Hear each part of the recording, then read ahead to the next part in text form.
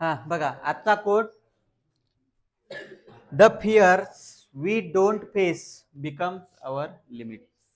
The fears we don't face becomes our limit. सरळ सरळ आजचा आपला मॅथ क्लासचा एक्झाम्पल देतो तुम्हाला.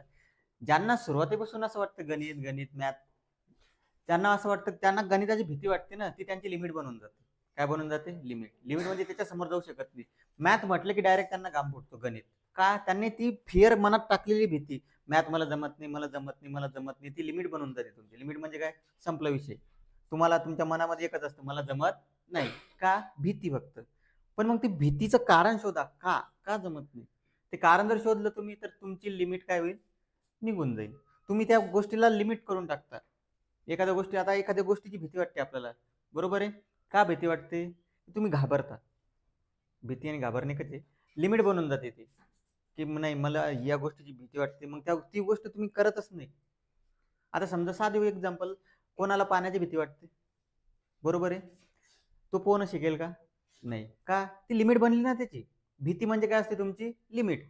त्या कधीच तो पाण्यात जाणार आहे का? नाही. आणि एखाद्या वेळेस जर मग तुम्हाला ती कंडिशन पडली, ठीक आहे, मग काय होईल? ती कंडिशन जर आली पाण्यात उतरायची, तर मग काय होईल? त्याच्यासाठी काय करायचं? फिअरला लिमिट बनवू द्यायचं नाही. ठीक आहे. प्रत्येक गोष्टीसाठी अप्लाय होतात ते रूल, स्टडीसाठी, तुमच्या डेली लाईफमध्ये. ठीक आहे. बघा आता आपला एक्सरसाइज कोणती चालू आहे? Practice set 1.5. त्याच्यातला किती नंबरचा क्वेश्चन? हा. The denominator of fraction is 4 more than twice its numerator. फक्त लक्ष द्यायचं, बडबड करायची नाही. सगळं खाली ठेवून द्या, ते पेन पेन्सिल जे असेल ते फक्त लक्ष द्या. खाली ठेवायचं सांगितलं, तोडायचं नाही सांगितलं. लेट दोन गोष्टी आहे, डिनॉमिनेटर आणि न्यूमरेटर. कळालं पाहिजे. डिनॉमिनेटर म्हणजे छेद, न्यूमरेटर म्हणजे अंश. मग एक एक म्हणा, let numerator is x and denominator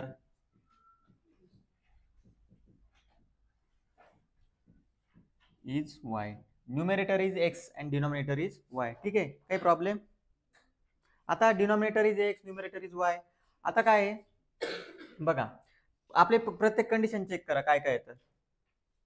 denominator becomes 12 time. पहिली कंडिशन ही बघू. The denominator of fraction is 4 more.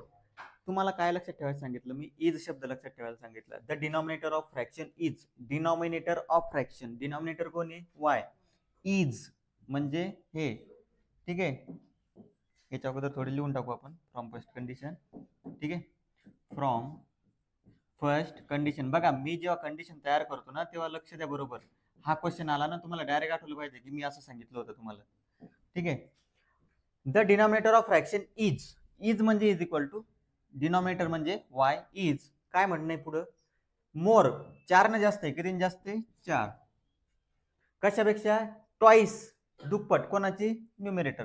Twice x plus 4. संपली पहिली कंडिशन. काय अवघड आहे त्याच्यामध्ये? इंग्लिश लँग्वेज येते ना सगळ्यांना? बर. From second condition. From second condition दुसऱ्या अटीवरून मला सांगा काय होईल. मग विचार करा तुम्ही, असं माइंडला विचार करण्याची सवय लावा. Denominator becomes 12 times. डिनॉमिनेटर 12 पट बनतो. किती पट बनतो? 12 पट. पण कधी? कंडिशन दिलेलं राहील. If both numerator and denominator are reduce by 6. दोघांना 6 न कमी करायचं. याला पण 6 न कमी करायचं, याला पण 6 न कमी करायचं. मग 6 न कमी केलं आपण. Denominator becomes. बिकम्स म्हणजे इज, तेच झालं. डिनॉमिनेटर काय? y minus 6. हा 12 पट बनतो. कोणाच्या? न्यूमरेटरच्या. कधी बनतो? जेव्हा आपण त्याला 6 न कमी करू. कंडिशन समजली म्हणजे क्वेश्चन येऊन जाईल. परत बघा, स्प्लिट करायचं सांगितलं तुम्हाला मी, वेगवेगळं करायचं. Denominator becomes 12 time. डिनॉमिनेटर जो आहे तो 12 पट बनून राहिला. किती पट बनून राहिला? 12 पट. पण कंडिशन काय अप्लाय केलेली आहे? दोघायला 6 न कमी करावं लागेल. किती न कमी करावं लागेल? 6. याला जर मल्टिप्लाय केलं तर y मायनस 6, 12 न मल्टिप्लाय करा, 12x मायनस 72. ठीक आहे.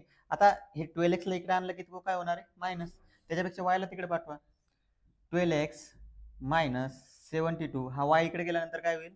मायनस y 6 तिकडे गेल्यानंतर काय होईल, +6 इज इक्वल टू 0. बघा काय केलं लक्षात ठेवा, ही टर्म ॲज इट इज ठेवली आपण, तिला काय केलं का नाही, वायला तिकडे पाठवला -6ला तिकडे पाठवला प्लस. करू शकतो मुवमेंट आपण. 12x मायनस वाय, ठीक आहे, 12x मायनस वाय, -72 आणि +6 किती होतील बघा. अजून थोडं इझी करू आपण त्याला. 12x ॲज इट इज ठेवले.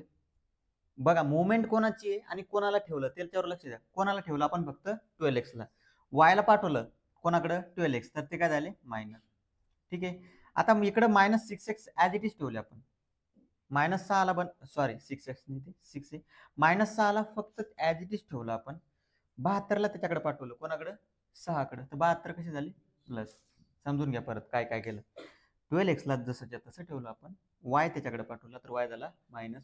जो ठेवला त्याचं साईन बदलतं का, लक्ष द्या. कोण ठेवलं होतं, 12x, वाय तिकडे गेल्यावर झालं मायनस. -6x ला बदललं का आपण, 6 ला बदललं का नाही, 72ला बदललं तर ते काय झाले plus. 12x minus y is equal to किती झाले मग, किती, 66. हा झाला सेकंड नंबर. तुम्हाला म्हटलं मी डायरेक्ट व्हॅल्यू पुट करायचे आपल्याला, एकदम इझी झालं क्वेश्चन आपल्यासाठी. काय येईल मग,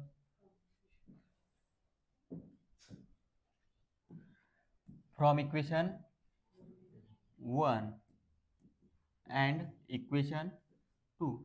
फ्रॉम इक्वेशन 1 अँड 2 वाय ची किंमत ॲज इट इज इथं ठेवा. 12x मायनस वाय ची किंमत काय बघा,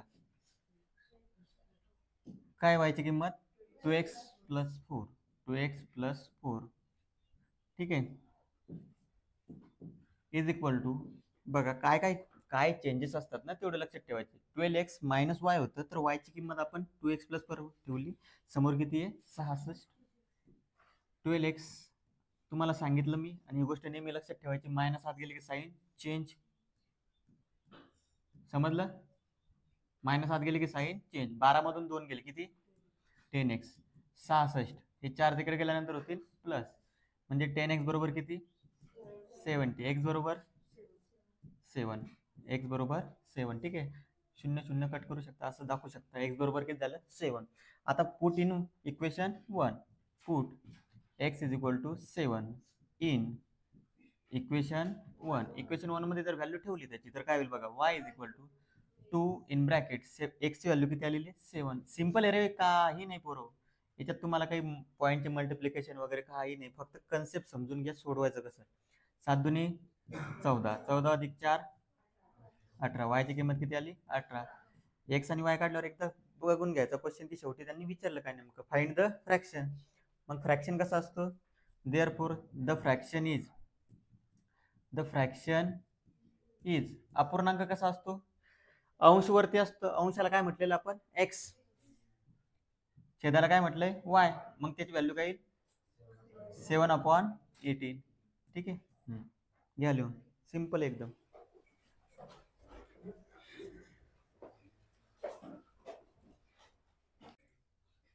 बघा इझी आहे क्वेश्चन, काही प्रॉब्लेम नाही. ज्यांचा बाकी असेल ते नंतर सोडवा, आता हाय सेव आपल्याकडे. बघा ज्यांचा क्वेश्चन वगैरे राहतो ना, त्यांनी व्हिडिओमध्ये पाहून घ्यायचा परत परत. 2 टाइप्स ऑफ बॉक्सेस, सगळे क्वेश्चन इझी बरोबर. आतापर्यंत आपण जेवढे क्वेश्चन बघितले, आता 1.4 अवघड आहे की नाही, एक्स अपॉन मध्ये, वाय अपॉन मध्ये, त्या गोष्टी पुट यम, त्याच्यानंतर परत रिप्लेस करा, त्याच्यापेक्षा एक question easy. 2 types of boxes A and B are placed in a truck having capacity of 10 tons. बघा याच्यात काही म्हणायची गरज नाही. There are 2 types of boxes. किती आहे, 2 types of boxes A and B, ठीक आहे, ठीक आहे. बघा कुठे ठेवलेले, ट्रक मध्ये.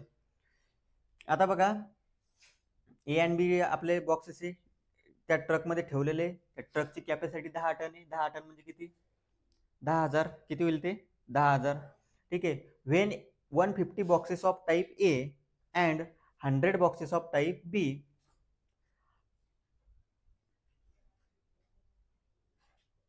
बर वेट घ्यावं लागेल आपल्याला. बॉक्सेसनी म्हणता येणार, वेट घ्यावं लागेल, कारण जे विचारलं ते म्हणायचं. काय विचारलं? Find the weight. मग आपल्याला वेट घ्यायचं. Let weight of box A, weight of box A. Box एचं वेट किती घ्यायचं मग? x kg.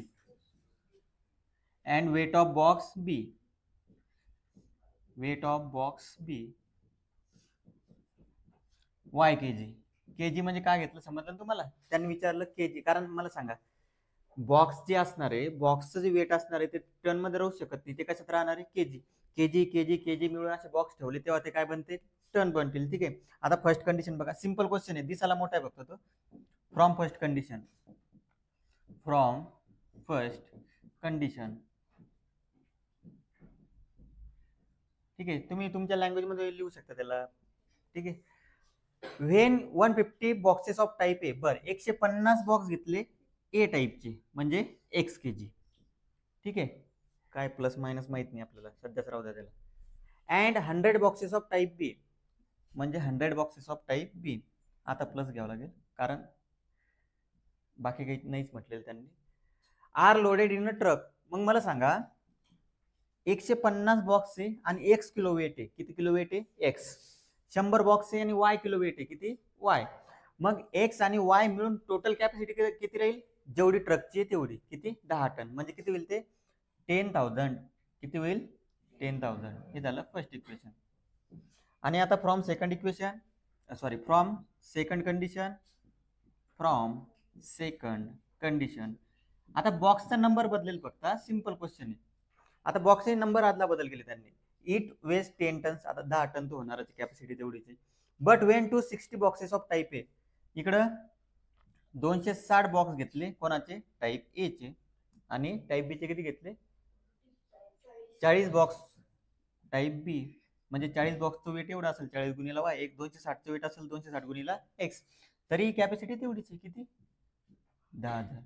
कॅपॅसिटी बदलली नाही. ठीक आहे. म्हणजे बघा, जेव्हा 150 बॉक्स एक्स चे, म्हणजे ए चे, ए बॉक्स किती? 150 आणि बी किती? 100. तरी वेट 10,000चे. आता नंबर बदलले, 260 बॉक्स घेतले आणि हे 40 घेतले, तरी वेट किती? 10,000. आता हे दोन क्वेश्चन सॉल्व्ह करायचे आपल्याला. कसे सॉल्व्ह करणार? कोणत्या कोणत्या मेथड सांगा. याला जाऊ दे सध्याच्या साईडला, परत ओपन करू नंतर. विचार करा. बघा, मेथड कोणत्या कोणत्या माइंड मध्ये आल्या पाहिजे? पहिले कोएफिशियंट सारखं करणं. सगळ्यात पहिले सबस्टिट्यूशन लक्षात ठेवा. कोणती? सबस्टिट्यूशन. 2 नंबरला कोएफिशियंट सारखे करायचे. 3 नंबरला क्रॅमर्स रूल. ठीक आहे. आता याच्यात बघा, हे 150 आहे, 100 आहे, 1000 आहे. इथं किती आहे? 260, 40 आणि 10,000. ठीक आहे. सांगा काय करता येईल बरं? बघा, मला कळतं ते डायरेक्ट की हे असं असं करायचं म्हणून. तुम्ही सांगा मला, तुमची एखादी आयडिया येऊ द्या बाहेर की काय करणं आहे.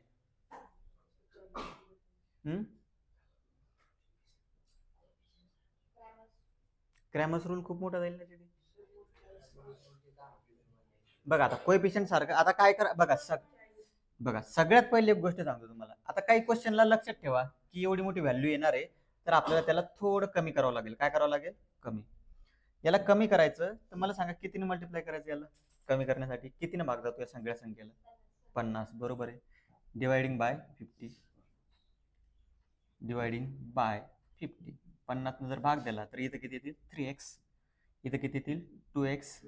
आणि 1000ला 50 ने भाग दिल्यावर वाय वाय. 1000ला 50 ने भाग दिल्यावर किती येतील? किती येईल? 2000 का 200? 200 येतील ना. 2000 कसे येतील? समजलं का? किती आले? 200. ठीक आहे. आता एक इक्वेशन इझी झालं आपल्याकडे. मग तसंच या इक्वेशनला इझी बनवायचे. सांगा.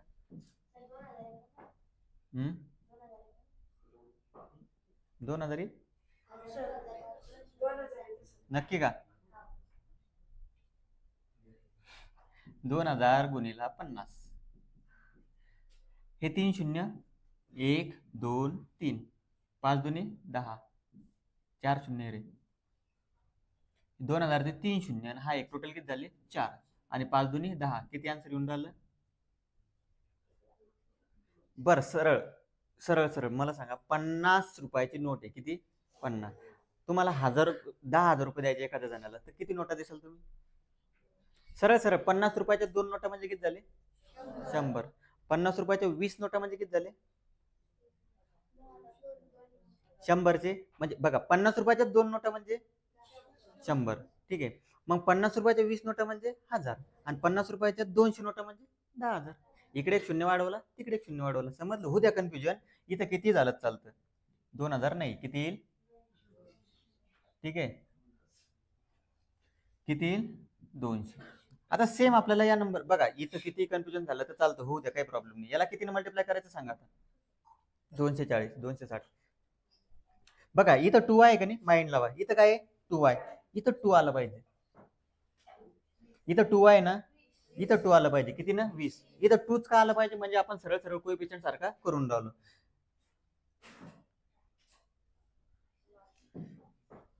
Dividing bye 20.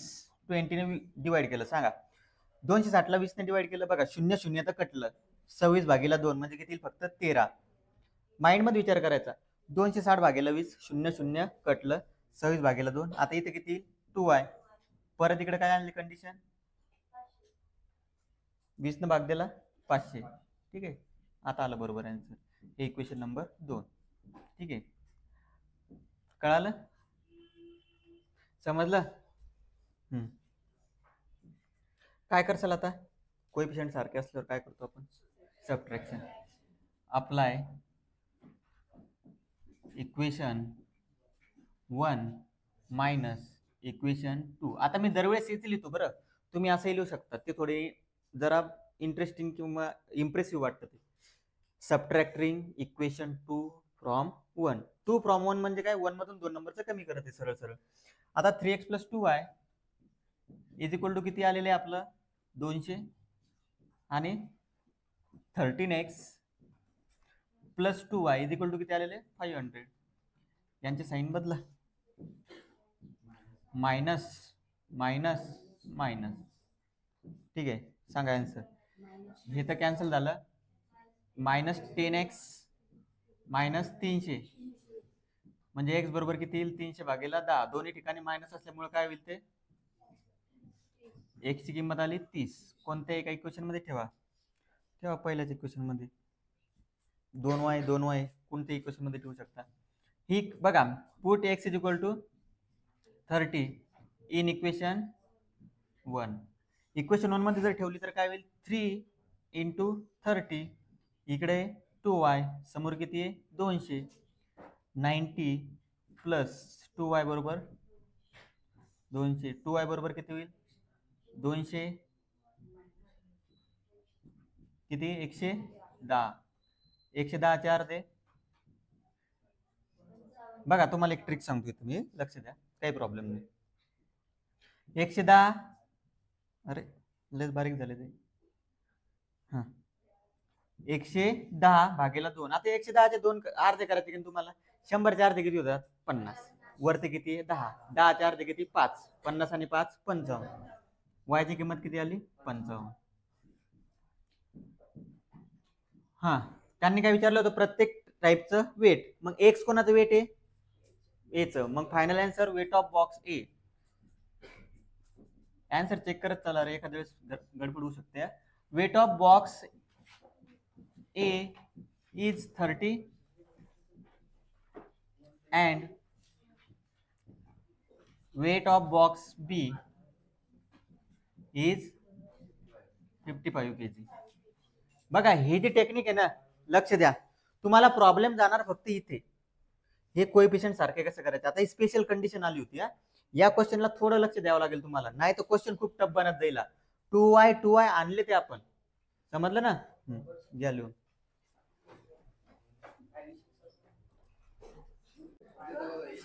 बघा या एक्सरसाइज मधला मोस्ट इम्पॉर्टंट क्वेश्चन. ठीक आहे, स्टार वाले क्वेश्चन कसे असतात? थोडे इम्पॉर्टंट असतात आपल्यासाठी. आउट ऑफ 1900 किलोमीटर विशाल, माझंच नाव घेतलं का? बस. हा, Vishal travel some distance by bus आणि some by aeroplane. Aditya, Vishal travel some distance by bus and some by aeroplane. काय डिस्टन्स बस नाही आणि काय डिस्टन्स एरोप्लेन नाही. असेल पैसे असेल तर एरोप्लेन मध्ये गेला बस घेऊन, ठीक आहे. Bus travels with the average speed of 60 kilometre per hour. Speed किती आहे बघा. तुम्हाला एक गोष्ट सांगतो, जिथं स्पीड आणि टाइम आला ना, लगेच माइंड मध्ये एक गोष्ट क्लिक झाली पाहिजे. DST. काय लक्षात ठेवायचं? काय लक्षात ठेवायचं? DST. DST. ठीक आहे. Distance is equal to speed into time. ठीक आहे. आता find the distance travel by bus. मग दोन कंडिशन आहे आपल्याकडं. एक बसनं गेलेलं डिस्टन्स आणि दुसरं डिस्टन्स कशाने गेलेलं आहे? एरोप्लेननं. मग दोन गोष्टीला म्हणून घ्यायचं बघा. लेट डिस्टन्स ट्रॅव्हल्ड बाय, जे बोलून राहिले त्यांना क्वेश्चन विचारतो मी. Distance travelled by bus is X. Distance कशात असतं? किलोमीटर. ठीक आहे ना. आणि distance travel by aeroplane, distance travelled by aeroplane. Aeroplane पाहिला असेल ना रे जत्रेमध्ये का? बर. Aeroplane is Y kilometre. ठीक आहे. आकाशात पाहिलं आहे ना. बर. तुला एवढंसं दिसतं रे ते खालून. वरती जाऊन पाहायचं. फ्रॉम फर्स्ट कंडिशन इकडे बघा. Bus travels with the average speed of 60. बघा आता हे कधी काम येणार तुम्हाला? लक्ष द्या. Average speed of 60. याला खाली घेऊन सध्याच आपण कंडिशन तयार करण्यासाठी. ठीक आहे. ह्या फॉर्म्युला तुम्हाला कंडिशन तयार करून देणार. स्पीड कितीच आहे? 60. And the average speed of aeroplane is 70. एरोप्लेनचा स्पीड किती? बस बर 700 सॉरी. एरोप्लेनचा स्पीड आहे 700. ठीक आहे. आणि बर it takes 5 hours to complete the journey. 5 तास लागतात. जर्नी कम्प्लीट करायला किती तास लागतात? 5. बघा हे जे बोलून राहिलो ते सेकंड कंडिशन बद्दल आहे. फर्स्ट कंडिशन एकदम इझी आहे. फर्स्ट कंडिशन या क्वेश्चन मध्ये तुम्हाला लवकर सापडणार नाही ध्यानावर असल्याशिवाय. लक्ष द्या. फर्स्ट कंडिशन किती सोपी आहे. बसनं गेलेलं अंतर किती आहे? एक्स. वायनं गेलेलं अंतर, एरोप्लेननं गेलेलं अंतर किती आहे? वाय. टोटल अंतर किती आहे? झाली first condition. Simple. First condition काय आहे? X plus y is equal to 1900. First condition या क्वेश्चन मध्ये थोडी लवकर सापडत नाही, कारण आपल्याला सवय असते कंडिशन चेक करायची. सुरुवातीलाच दिलेली आहे 900 किलोमीटर.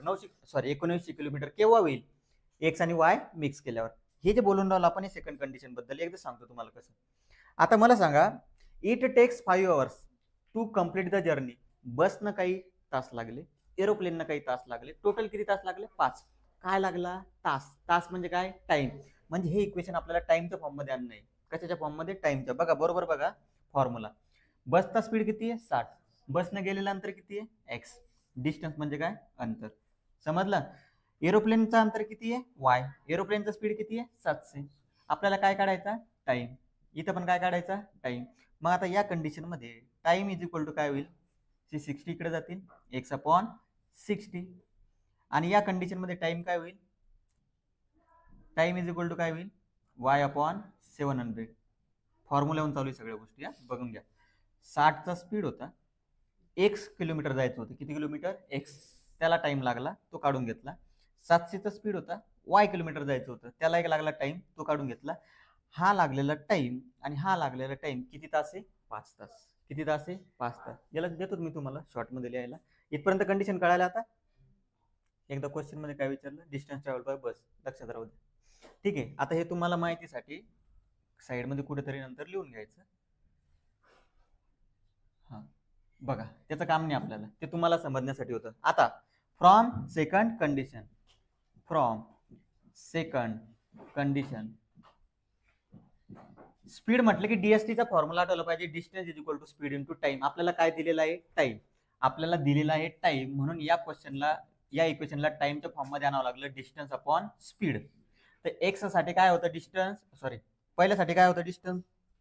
बस. परत सांगतो म्हणजे कन्फ्युजन राहणार नाही. बस साठी टाइम कसा येईल? मग डिस्टन्स किती बसचं? एक्स. स्पीड किती होता? 60. एरोप्लेन साठी टाइम काढायचा आहे. डिस्टन्स किती आहे? वाय. स्पीड किती आहे? 700.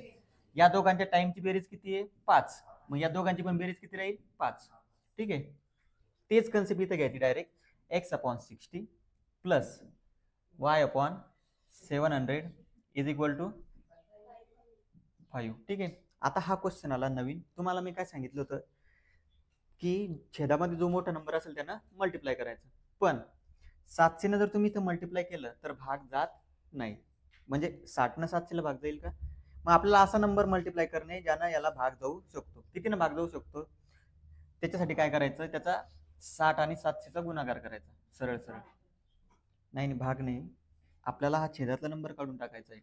नवीन क्वेश्चन, आता एक नवीन क्वेश्चन आला समजा आपल्याकडे 700 आणि 60 आहे, छेदाचा नंबर काढून आपल्याला सिंपल XY करायचं. काय करायचं त्याला? XY. त्याचं एलसीएम घ्यावा लागतो. काय घ्यावा लागतो? एलसीएम. तर एलसीएम म्हणजे काय? मोठ्या संख्येचा पाडा म्हणायचा, सरळ सरळ मोठ्या संख्येचा पाडा. आता ते जाऊ द्या, एलसीएम काढत बसल्यापेक्षा आता तुम्हाला एकदम शॉर्ट सांगतो, या दोघांचा गुणाकार करा. किती किती 4200. ठीक आहे, तर त्याला तसंच राहू द्या. ठीक आहे, मल्टिप्लाइंग बाय किती नेले 42 येईल. किती? 42,000 रे, 42,000 येईल. मग मल्टिप्लाइंग बाय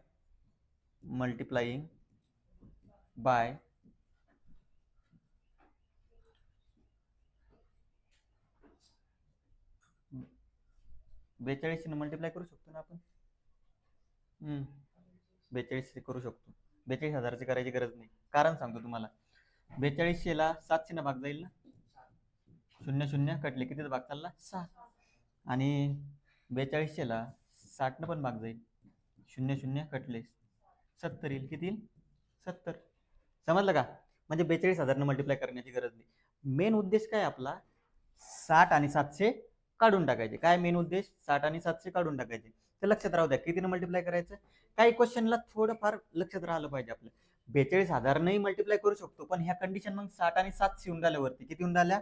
60 आणि 700. म्हणजे हा क्वेश्चन सोडवला थोडं लेंदी चाललं का नाही ते, मग त्याच्यासाठी थोडं सिंपल बनवा त्याला. 42,000 मल्टिप्लाय न करता किती न करा? 4200. म्हणजे 6 आणि 70 होऊन राहिले. ठीक आहे, म्हणजे बघा त्याच्यानंतरही तुम्हाला 10 मल्टिप्लाय करावंच लागतं, डिवाइड करावंच लागतं. ठीक आहे, 4200 जर मल्टिप्लाय केलेला तर 4200 गुणिला x/60 plus 4200 into y/700 is equal to 4200 into 5. Multiply करायचं असतं तर आपण सगळ्यांना मल्टिप्लाय करतो त्यांना. ठीक आहे,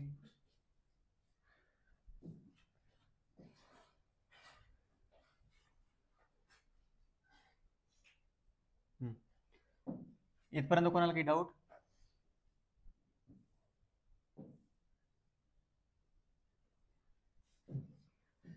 आता याला जर मल्टिप्लाय केलं तर आन्सर काय येईल? 0 कटलं म्हणजे किती येईल? 70x. किती येईल? 70x. 0 कटलं 7 ने किती भाग जाईल? 6. म्हणजे किती येईल? 6y. आणि 42 गुणिला 5 21,000 होतील का? बरोबर आहे. 42 गुणिला 5 म्हणजे 210 आणि 2 शून्य टाकले. हा हे इक्वेशन नंबर 1, हे इक्वेशन नंबर 2. ठीक आहे, एक्स वाय. आता याला सबस्टिट्यूट करू शकता तुम्ही किंवा एक्स वाय ला मल्टिप्लाय करू शकता. याला किती मल्टिप्लाय करायचं? 6 ना. किती मल्टिप्लाय करावं लागेल? 6. सबस्टिट्यूशन वापरायचं का? मग याला सबस्टिट्यूशनसाठी वायच्या फॉर्ममध्ये करावं लागेल. मग बघा या क्वेश्चन मध्ये जर तुम्हाला सबस्टिट्यूशन वापरायचं आहे ना, तर तुम्हाला लक्षात ठेवावं लागेल सबस्टिट्यूट काय करायचं. कशाने सबस्टिट्यूट करणार? Y. Y is equal to, मला असं वाटतं याच्यात सबस्टिट्यूशन वापरू नका. त्याचा रिझन देतो तुम्हाला का. सर कोएफिशिएंट एक मान्य आहे, पण जर तुम्ही गलतीनं एक्स न सबस्टिट्यूट केलं, कोणा सबस्टिट्यूट केलं? एक्स न, तर एक्सचं कोएफिशिएंट बघा किती आहे? 70 आहे. किती आहे? 70. मग तुम्हाला 70 न मल्टिप्लाय करावं लागेल. ठीक आहे, मग वेळेवर काय होईल? कन्फ्युजन होईल. क्वेश्चन इझी क्वेश्चनला हार्ड बनवून टाकसाल तुम्ही. त्याच्यापेक्षा एवढं लक्षात ठेवा की आपल्याला कोएफिशिएंट सारखे करायचे. मग मल्टिप्लाय इक्वेशन 1/6, कारण हे सोपं आहे. मल्टिप्लाय इक्वेशन 1/6, 6 न मल्टिप्लाय करायचं. 6 नच का केलं? इथं वाय, इथं किती आहे? 6y. म्हणजे इथं 6y आणलं की आपला आन्सर इझी होऊन जाईल. 6x प्लस 6y 19 गुणिला 6 114, म्हणजे 11,400. ठीक आहे, आता हे झालं इक्वेशन नंबर 3. कोएफिशिएंट कसे आहे? सारखे. 6y इथं पण 6y 6y 6y. साइन पण कसं आहे? प्लस. साइन प्लस असल्यावर काय करतो? Subtraction. Apply equation 2 minus equation 3. Equation 2 लिहून घ्या. 70x plus 6y is equal to किती आहे? 21,000. त्याच्यानंतर इक्वेशन 3 लिहा. 6x plus 6y is equal to, बघा क्वेश्चन हा 4 मार्क्सला आहे. किती मार्क्सला? 4. मायनस मायनस आणि मायनस काय कॅन्सल झालं? 6y 6y. या दोघांची बेरीज सांगा फास्ट मध्ये. 64x 70 मधून 60 गेले. हा इकडे सांगा. 100% 64 न भाग जाईल एवढं लक्षात ठेवा तुम्ही. 100% किती भाग जाणार? जो काही नंबर येईल 64 न भाग जाणार.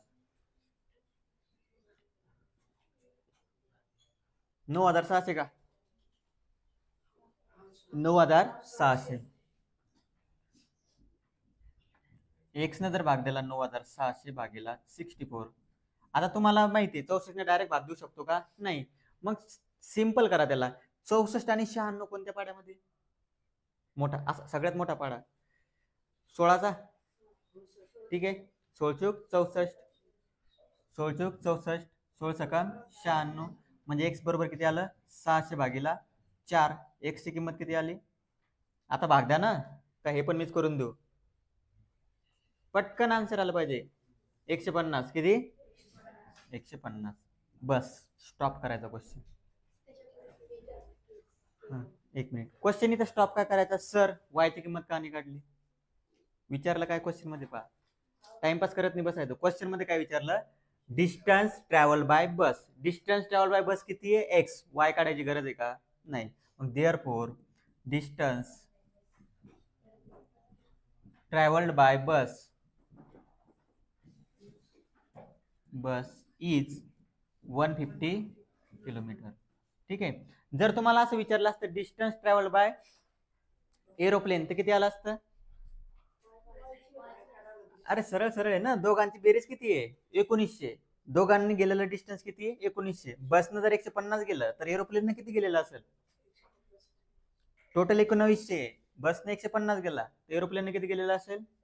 1750. किती? 1750. ठीक आहे. कधी कधी असंच नाही ठरवायचं केलं की पुट इन व्हॅल्यू इक्वेशन 1. कधी कधी लॉजिक पण लावायचं. दोन्ही जर 1900 किलोमीटर आहे, बसचं 150 आहे, एरोप्लेनचं 100% किती राहणार? 1750. क्वेश्चन खूप इम्पॉर्टंट आहे. समजलं? चेंज कुठे आहे? फक्त इथं 4200 न मल्टिप्लाय करायचं, एवढं लक्षात ठेवायचं. ठीक आहे. काही प्रॉब्लेम कोणाला? ठीक आहे. 42,000 ते तुम्हाला मी सांगितलं, पण क्वेश्चन इझी बनवण्यासाठी आपल्यासाठी काय बघा, 42,000 असू द्या किंवा 4200 असू द्या, अजून एक नंबर आहे. इकडे लक्ष द्या, समजून घ्या, कन्सेप्ट सांगतो तुम्हाला. अजून एक नंबर आहे ज्याला तुम्ही मल्टिप्लाय करू शकता, तो आहे एलसीएम. ऐकून घ्या, 2 मिनिटं ऐका फक्त. एलसीएम काय? LCM list common multiple. शिकलेले तुम्ही लसावी, आता आठवलं सगळ्याला. काय? लसावी शिकलेले. यांचा लसावी 2100. किती आहे? 2100. तुम्ही जर 2100 ने मल्टिप्लाय केलं ना तर क्वेश्चन अजून इझी होतो. समजलं तुम्हाला? पण तो लसावी काढत बसल्यापेक्षा तिथे टाइम घातल्यापेक्षा माझं म्हणणं आहे फक्त एवढं लक्षात ठेवा, एरोप्लेन बसचा क्वेश्चन असला की 4200 ने मल्टिप्लाय करणे. कशाने मल्टिप्लाय करणे? 4200. ठीक आहे. समजलं? काही प्रॉब्लेम? ठीक आहे.